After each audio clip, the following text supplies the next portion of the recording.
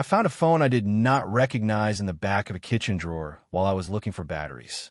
It was a cheap handset, prepaid, the kind you buy with cash and never attach your real name to.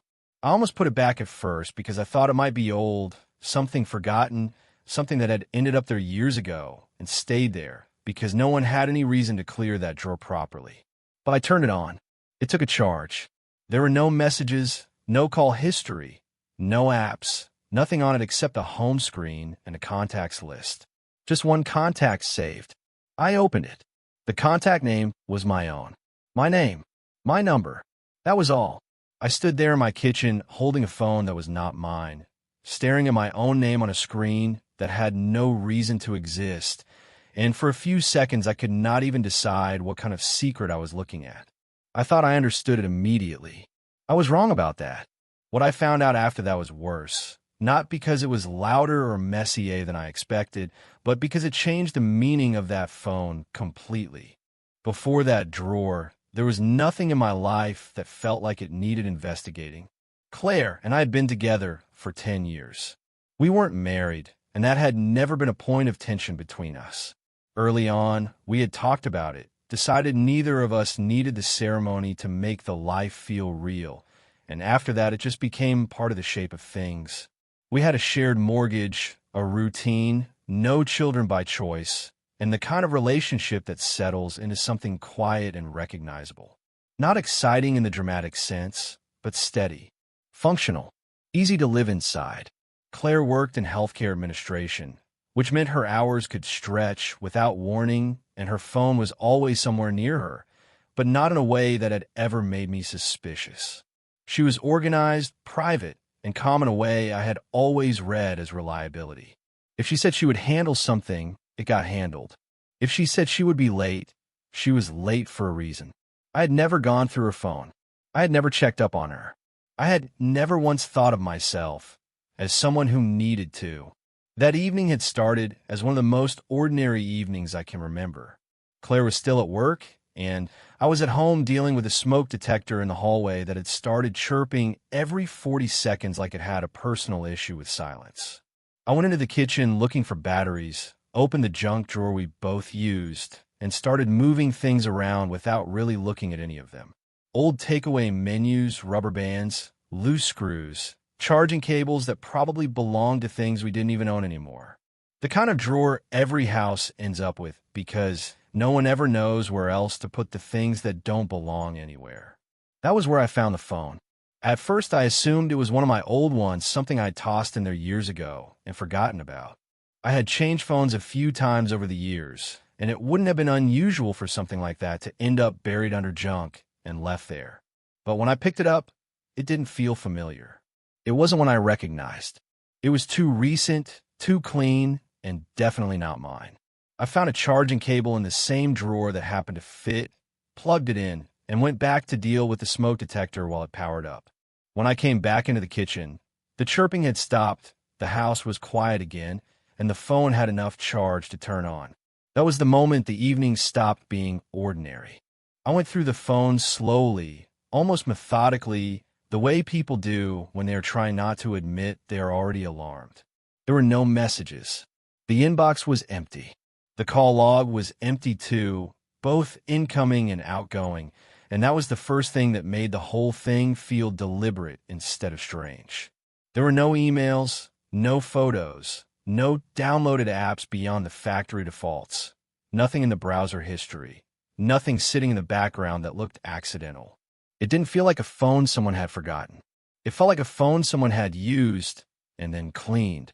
And not badly, either. Whoever had used it knew how to wipe it properly, or at least well enough that nothing obvious was left behind. I checked twice, then a third time, because I kept thinking I must have missed something, some small careless detail that would make the whole thing easier to explain. But there was nothing. The phone had been stripped down to almost nothing. Then I opened the contacts. There was one entry. My name. Not my full name. Not the formal version that would have meant less, but the shortened one Claire had always used for me. The version of it that belonged inside our house and not outside it. And underneath it was my mobile number. No second number. No notes. No other contacts anywhere else in the phone. Just my name and my number saved into a handset I had never seen before, sitting there by itself like it was the only thing on the device that was meant to survive whatever had been erased. I put the phone down on the counter and stepped back from it. For a second, I just stood there looking at it, like distance might change what I was seeing. Then I took out my own phone and photographed the screen, my name on that unfamiliar device, because I had this sudden, very clear feeling that if I didn't do that, I was going to end up doubting my own memory of it later. I thought about calling Claire right then. I thought about texting her a picture and asking a simple question, something flat and impossible to dodge. But I didn't do either one. I put both phones in my jacket pocket and sat down at the kitchen table instead, trying to think before I did something I couldn't take back. I ran through explanations, innocent ones first, because that is what you do when you still want the world to stay where it was 5 minutes earlier. A work phone she never mentioned. A backup phone for emergencies. Something old that made sense in a context I didn't have yet. But every explanation ran into the same wall. Why wipe it clean? Why hide in a drawer? Why save only my number? Why not her mother, her sister, someone from work, anyone else who would make the thing look less precise than it did? I ran out of harmless explanations before I was ready to. And once that happened, the silence in the house started to feel different. Claire came home at 8:30. I was in the living room when I heard her key in the door, and by then the second phone was back in the drawer where I'd found it, the drawer closed, everything in the kitchen looking the way it had looked before I opened it. I watched her come in and move through the first few minutes of being home the way she always did, keys on the hook, bag on the chair, one quick glance toward me before she disappeared into the kitchen, and there was something deeply unsettling about how ordinary all of it was. Nothing in her face, nothing in her pace, nothing in the way she set things down or asked how my evening had been suggested that she had left something hidden in the house that could blow a hole through the shape of our life if I chose to pull it out and put it on the table. That was the first time I realized how hard it is to look at someone differently while pretending you aren't. We ate dinner together, and I kept the conversation where it would normally have stayed on any other night. She talked about work, about someone in her department who had messed up a scheduling issue and then spent the rest of the day pretending they hadn't. I told her about the smoke detector and the batteries and some pointless thing I had read earlier that afternoon. I was present enough that she didn't notice anything was wrong, but it took more effort than I expected to make myself sound normal. The strange part was that she was normal, relaxed, unhurried, completely at ease in a way that should have reassured me and somehow didn't. If anything, it made the whole thing worse because guilt, at least the kind I understood, was supposed to leave a trace. A hesitation, a distracted answer, some small shift in rhythm. But there was nothing. At one point she mentioned, almost in passing, that she might need to replace her work phone soon because the battery on it was dying. I said something neutral back, something that made sense in the moment, but I heard the pause before I said it, and knew she would have heard it too if she had been paying attention in the same way I was. She wasn't. After dinner, she looked at me for a second and said, I seemed quiet. I told her I was tired. She accepted that immediately, like it explained everything she needed explained, and a little while later, she went upstairs to shower. The second I heard the bathroom door close, I went back to the kitchen. I opened the drawer. The phone was still there. I took it out and held it in my hand again, just long enough to feel the weight of it and remind myself it was real. Then I put it back exactly where it had been and closed the drawer. I didn't confront her that night. I told myself I wanted to be sure of something before I said anything, but even then I wasn't completely certain what that something was. Maybe I wanted one more innocent explanation to appear before I made the first move. Maybe I wanted one more hour inside the version of my life that still looked intact. Either way, I sat at the table alone and listened to the water running upstairs, already starting to understand that whatever this was, it had been hidden long enough that it no longer felt hidden to the person keeping it there. I spent the next 3 days watching. I'm not proud of that, and I'm not going to dress it up as something more noble than it was. I didn't turn into a detective overnight, and I didn't enjoy any part of it. I just started paying attention in a way I hadn't before. I noticed when Claire took her phone with her into another room, when she left it on the counter, when she locked the screen without thinking, when she answered calls in front of me, and when she stepped away. I watched for hesitation, for secrecy, for some small crack in the version of her I had lived beside for 10 years. I didn't see one. That was what made it worse. She was exactly as she had always been. Calm, organized, easy in her movements. She didn't start guarding her phone more than usual. She didn't suddenly become jumpy or distracted. If anything, those 3 days felt so normal, they almost made me question whether I had lost perspective completely. But every time I got close to that thought, I saw the second phone again in my head and my own name saved in it like it belonged there. On the second day, while I was at work, I called the number attached to the SIM card. I didn't use my own phone. I used a landline in an empty office because I wanted to see what happened without leaving a trace I'd have to explain later. It rang, then kept ringing, and eventually stopped. No voicemail, no recorded name, no answer. All I learned from that was that the number was active, which was somehow both useful and useless at the same time. By the third day, I told one person, a friend I trusted enough to say it out loud to once and not have to keep repeating it. I told him what I had found, briefly, just the bones of it, and his reaction was immediate. He said what anyone would say. Secret phone, your number saved, everything else deleted. She's having an affair, the other number was wiped, and yours was left there as cover in case you found it. It was the cleanest explanation, the one that made the most sense in the shortest amount of time, and I knew that. I also knew something about it didn't sit right. I couldn't have explained why then. I just knew there was a piece missing somewhere. That same afternoon, I was in our shared online banking account for something completely unrelated when I noticed a recurring charge I had somehow managed not to register before. £8 a month, every month, to a mobile network provider. 14 months in a row. It was small enough to disappear into the background, the kind of number you see without seeing when you trust the person handling most of the household admin. Claire usually managed that side of things, and I had looked at those statements dozens of times without that charge ever becoming real in my head. Now it did. The phone had been there, in one form or another, for 14 months. Paid for quietly, regularly, and in plain sight. And that changed the shape of it. Whatever this was, it wasn't recent. It wasn't messy. It wasn't careless.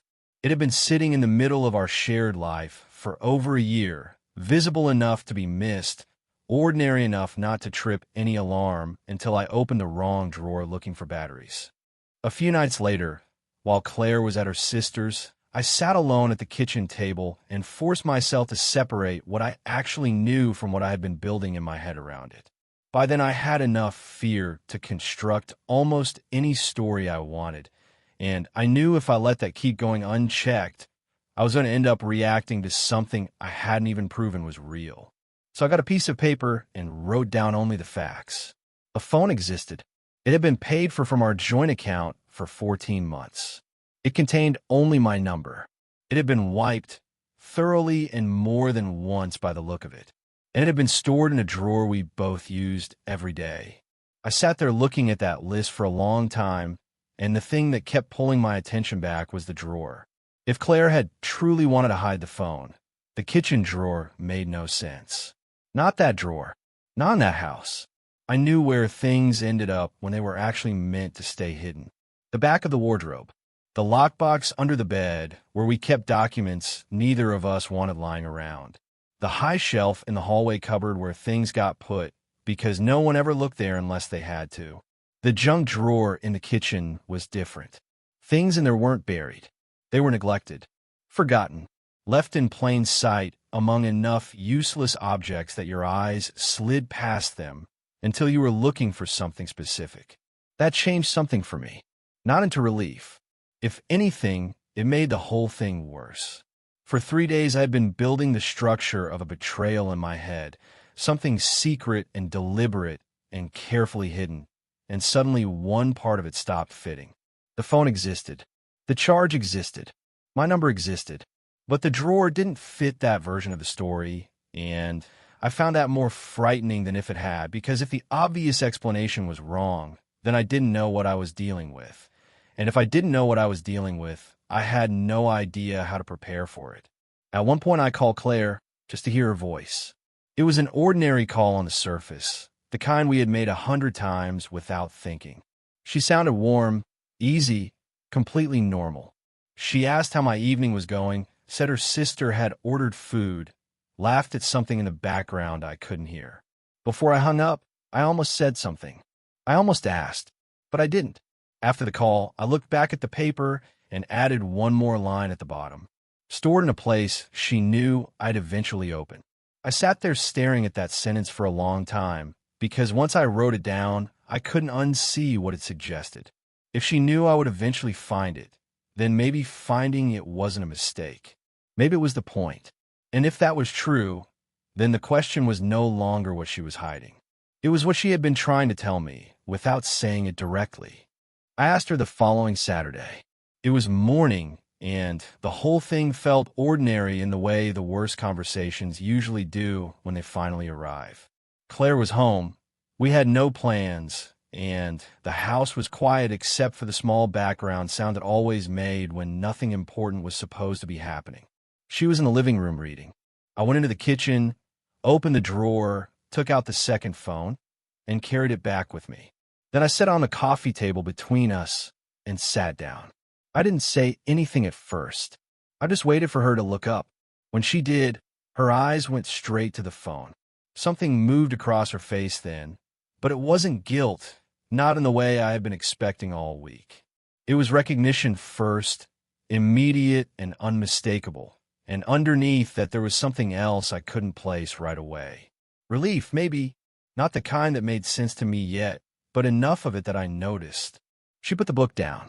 She didn't reach for the phone. She didn't push it away either. She just looked at me, then back at it, then at me again.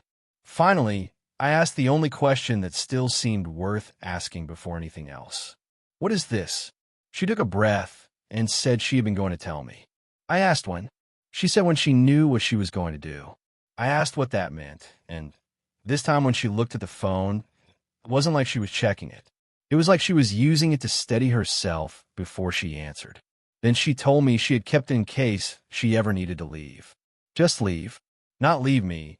She said that part quickly when she saw where my face went, but leave in the broader sense, leave the house, leave the life, leave with a way out that belonged only to her. She said my number was the only one she had saved because if she ever actually used it, I was the only person she would have called. That landed harder than I expected. Not because it made sense, but because it didn't. 14 months, I said. She said yes. I asked if she had been planning to go. She said no. She just needed to know she could. And that was where the conversation changed shape again, because whatever I had been preparing myself for all week, this wasn't it. An affair would have made more immediate sense. A second life. A betrayal you could put clean language around. But this was something stranger and, in its own way, harder to sit with because it meant she had been carrying an exit for over a year without ever using it, paying for it quietly, keeping it close, building some private version of escape I had never even known existed. After that, I asked her what made her need something like that in the first place. She didn't answer right away. She just sat there looking at the phone between us, and for the first time since I'd found it, I had the feeling that whatever came next was going to explain more than the phone itself ever could. Claire didn't answer right away. She sat there for a few seconds, looking at the phone between us like it had become something more than an object, like it was holding a version of her she hadn't yet explained out loud. When she finally spoke, it wasn't with a single answer. It came in pieces, and what she gave me wasn't a clear explanation so much as a pattern she had been living inside for longer than I realized. She told me there had been a kind of background anxiety for years, something low-level that she had learned to function around without ever really addressing it. It wasn't constant, and it wasn't always visible, but it had been there long enough that she stopped treating it as something separate from herself. Then about 18 months ago, things shifted. Her mother's health started to decline, and around the same time her sister's marriage fell apart in a way that was sudden and messy and impossible to ignore. Both of those things happened within a few months of each other, and she said it changed the way she saw stability. It stopped feeling like something you could rely on and started feeling like something that could disappear without warning. That was when the phone came into it. She said it wasn't a plan, not in the way I was trying to understand it. It was something she bought because it gave her a sense of control over the idea that everything else could go wrong. It was a way to know she could leave if she ever needed to, even if she never actually intended to. Not leave me specifically, she said that again, but leave a situation, leave a moment, leave a version of her life that felt like it was closing in on her. Then she told me something else. She had been seeing a therapist for 11 months. I didn't know that. Not because she had hidden it deliberately, she said, but because she didn't know how to introduce it without it turning into a conversation about me, about whether I had done something wrong or whether I was part of the reason she felt the way she did. She wanted to understand it herself first before she brought it into the space between us. I asked her again, directly this time, whether the exit she had been building was from our relationship or from something else. She looked at me when she answered. She said, both have been possible in the worst moments. She said it wasn't what she wanted. She said the reason my number was the only one saved wasn't random. That if she had ever actually used the phone, I was the person she would have called, even if what she was running from included me, or something in herself she couldn't manage yet. I asked her what she meant by that. She paused, then said there had been a few months where she wasn't okay in a way she didn't have language for yet. I asked why she hadn't told me.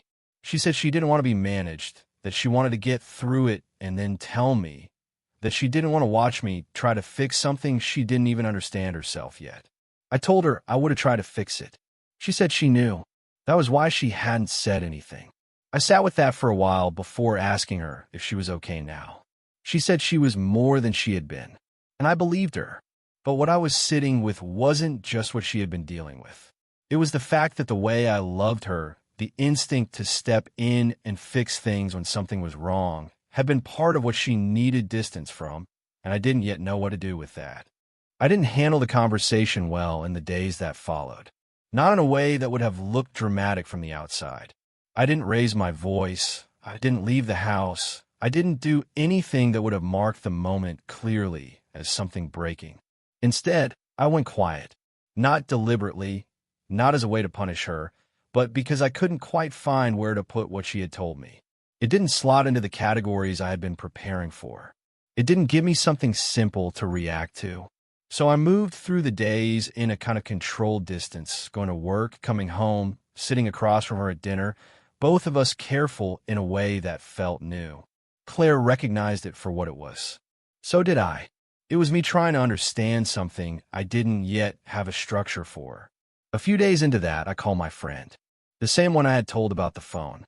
I told him what it actually was, not just the surface details, but the reason behind it, the anxiety, the therapy, the part about needing a way out that wasn't necessarily from me, but wasn't entirely separate from me either. When I finished, he was quiet for a moment, and then he said it wasn't what he had expected. I told him it wasn't what I had expected either. He asked if I was all right. I told him I didn't know yet. I said the part that was staying with me wasn't the phone itself, and it wasn't even the fact that she had been seeing someone to help her through something I hadn't known about. It was the part where she said she didn't want to be managed. He asked if I knew what she meant by that, and I told him I did. That was the problem, because once I admitted that, it meant I had to look at the way I showed up in our life together in a way I hadn't before, not as something wrong, but as something that might have felt like pressure to someone already trying to hold themselves together. One evening later that week, she came home to find I had made dinner. Not something quick or automatic, but something that had taken time, something that required attention. We sat down and ate, and the conversation stayed quiet, but not strained, like we were both learning how to move around each other again without stepping on anything fragile. Toward the end of the meal, she reached across the table and put her hand on mine. I didn't pull away. I didn't try to make it mean more than it did either. I just let it be there. After a moment, she said I had been somewhere else all week. I told her I knew. She asked if I was angry, and I told her no, that I was trying to understand what kind of husband I'd been. She corrected me gently, said partner, and for a second I didn't understand why it mattered until I realized what I had said. We weren't married. We had chosen not to be. I told her I knew that I didn't know why I had said it, and she said she did, in a way that suggested she had understood something in that moment before I had caught up to it myself. I didn't ask her to explain. I was already starting to see that whatever this was between us, it had brought something to the surface neither of us had ever named. And now that it was there, I wasn't sure we could go back to not seeing it. About 3 months after that conversation at the kitchen table, I started seeing a therapist of my own. It wasn't something Claire suggested. She didn't push me toward it or even mention it directly. It was something I arrived at on my own after sitting with the same thoughts long enough to realize I was circling them without moving anywhere new. I went through my GP, found someone, booked a session, and then kept going. I didn't tell Claire right away. Not because I was hiding it, but because I wanted to understand what it was going to be for me before I put it into the space between us. When I did tell her a couple of weeks in, she looked at me for a moment and said good. That was the whole exchange. It was enough. Sometime around then, the second phone disappeared. There wasn't a conversation about it. No moment where she brought it up or explained what she was doing with it. I came home one day, opened the junk drawer out of habit, and saw that it had been reorganized. The cables were coiled. The menus were gone. Everything had a place it hadn't had before. The phone wasn't there anymore. I stood there for a second, looking at the empty space where it had been, and realized I didn't need to ask where it went. I already understood what it had represented, and I understood, now, that it didn't need to exist in the same way anymore. Not because everything was fixed, but because it wasn't hidden. There's a difference between something being resolved and something being named. Named things carry differently. We didn't go back to what we were before. I don't think that was ever really an option, even if we had both wanted it. What we had before was a version of our life that made space for something like that phone to exist without being spoken about. Whatever we were moving toward now didn't have a name yet. It was slower, more deliberate, built out of conversations we were still learning how to have without stepping over each other or trying to control the outcome too quickly. I know something about myself now that I didn't fully understand before. I default to fixing things. When something is wrong, my instinct is to move toward it, to contain it, to solve it as quickly and cleanly as possible so it stops being a problem. That isn't always wrong, but it isn't always what the other person needs either. Some things don't need to be fixed by me. They need to be seen and understood and allowed to exist without being managed into something smaller. I think about my name on that screen sometimes. The only contact in a phone that existed, so she would have somewhere to go if she needed it. For a while, I read that as evidence of something broken. Now I read it differently. I was the person she would have called. That part never changed. What has changed is that I'm trying to become someone she doesn't feel the need to run from before she makes that call. I still think about that drawer sometimes, and how something can sit in the middle of your life for months without becoming real until the day you finally pick it up. What stays with me most is not that she had a way out. It's that my name was the only one in it. I'm over at where silence ends. If someone you loved built a private escape and still saved only your number, would that make you feel trusted or warned?